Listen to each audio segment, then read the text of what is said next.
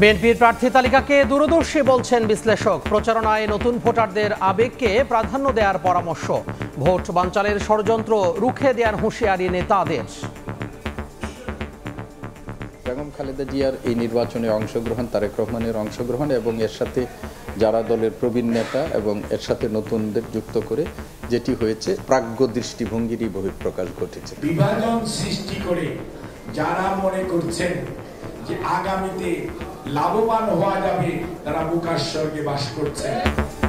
জোট নয়, সমঝোতার ভিত্তিতেই ভোট করবে জামাত। সংস্কার ও জুলাই সনদে একমত হওয়া দলের সঙ্গে জোটের চিন্তা এনসিপির।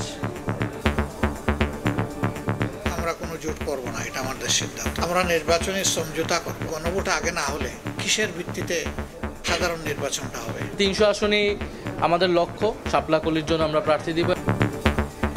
তত্ত্বাবধায়ক সরকার ব্যবস্থা ফেরাতে বিএনপির আপিল শুনানি শেষ। রাষ্ট্রপক্ষের শুনানি শুরু। বাতিলের রায়কে জাতিসংঘে প্রতারণা আখ্যা আইনজীবীর।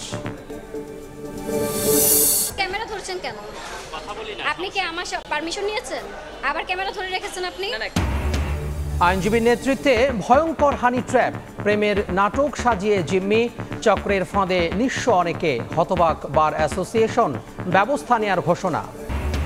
পেঁয়াজের ঝাঁঝে জ্বলছে ভোক্তার চোখ। সরবরাহ সংকটের অজুহাতে কেজিতে বেড়েছে 20 থেকে 30 টাকা। মজুতদারদের দুঃসেন আড়তদাররা, নিরুপায় খুচরা বিক্রেতা।